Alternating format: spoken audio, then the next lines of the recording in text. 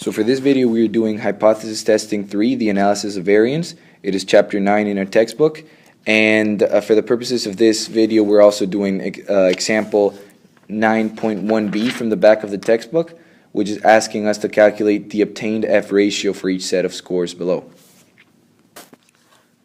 So the first thing we must do in order to start this example is to lay out the information that we know. And we do this by creating a table where we set up the three categories A, B, and C. For the purposes of simplicity and time, we're only going to focus on category A, but we still need all the information from categories B and C. So we do the calculations, and we obtain the sum of x, which gives us 103, the sum of the squares of x, which gives us 1,163.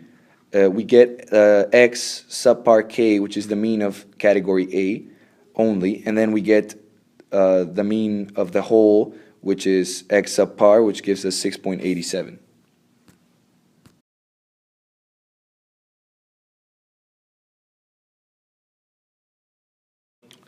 So the next step is to find out the total sum of squares, also known as SST. And the formula for that is the sum of x subpar minus x par squared.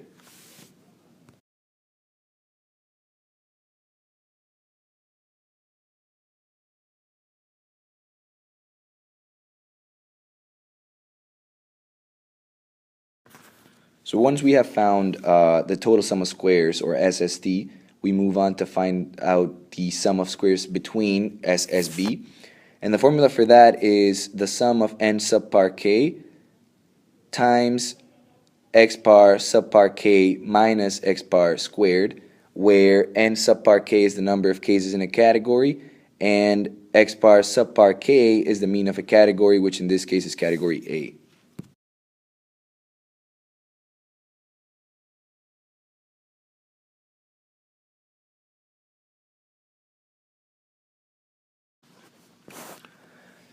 The next step, step 4, is finding out the sum of squares within, or SSW, which is the sum of x subpar minus x par subpar k squared, or also SST minus SSB.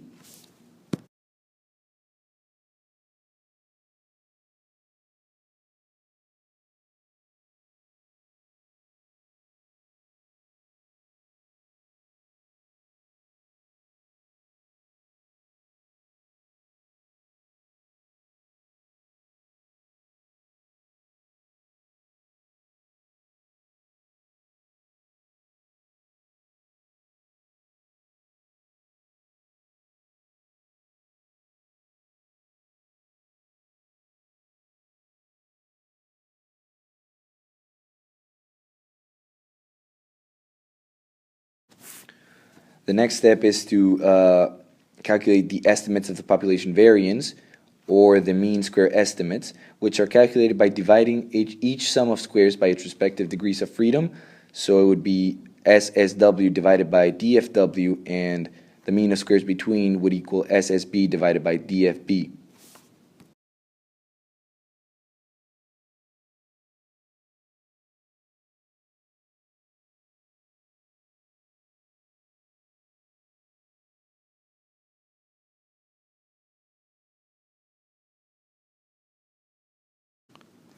The test statistic we calculated in step 4 is called the F ratio, and its value is determined by the following formula.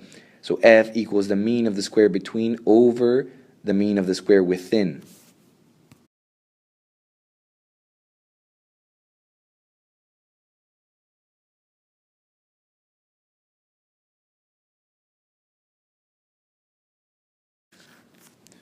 So the next step is a test of significance for ANOVA, which is a 5-step process. Step 1 is making assumptions and meeting test requirements, and the model for that is independent random samples. Level of measurement is interval ratio.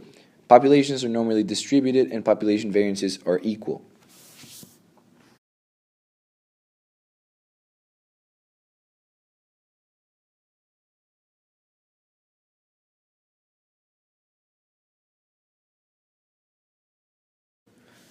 Step 2 basically requires you to state the null hypothesis, and the null hypothesis for ANOVA always states that the means of the populations from which the samples were drawn are equal.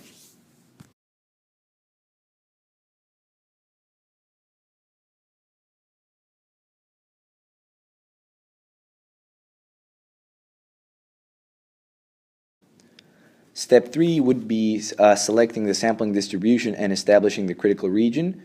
The sampling distribution for ANOVA is the F distribution, which is summarized in Appendix D.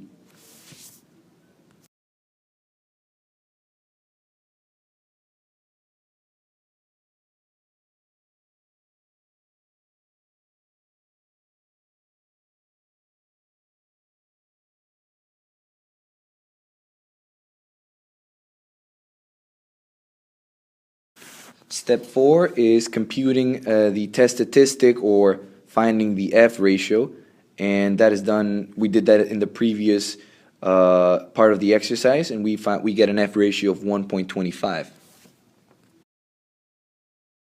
And the final and fifth step is making a decision and interpreting the results of the test.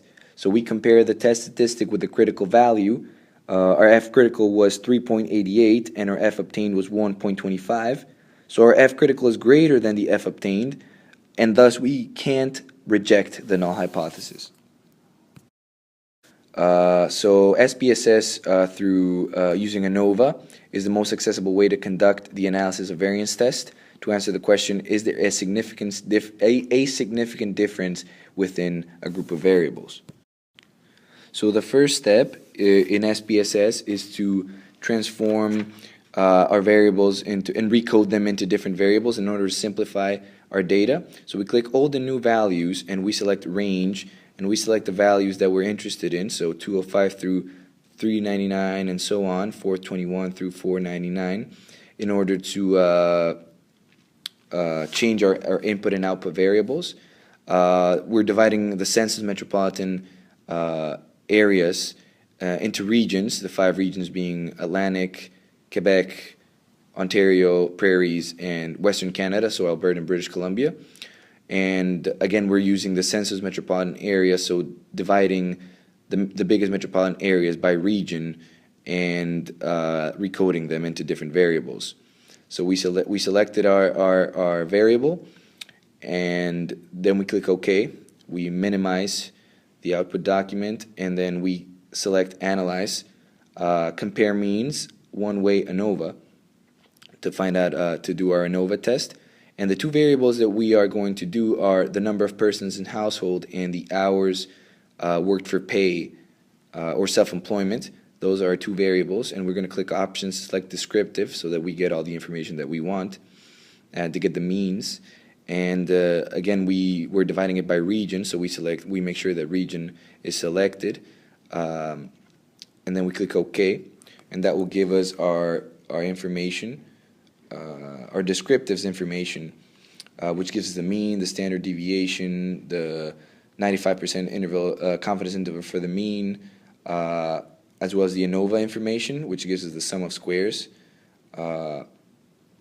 But we're not done yet. We have to select the error bar graph to see how effective our information is. So we go to Graphs, Error Bar. We want simple, and we want the summaries for groups of cases. So we click Define. And after that, we select each variable individually. So we select first number of persons in household. And again, we make sure that in the category axis we get region, so that it is divided by both region and the number of persons in household. And then after that, we're going to click OK. And it gives us the error bar graph for our number of persons in household per region. And then we're going to do that the same thing for our other variable, which is hours of work, or self-employment.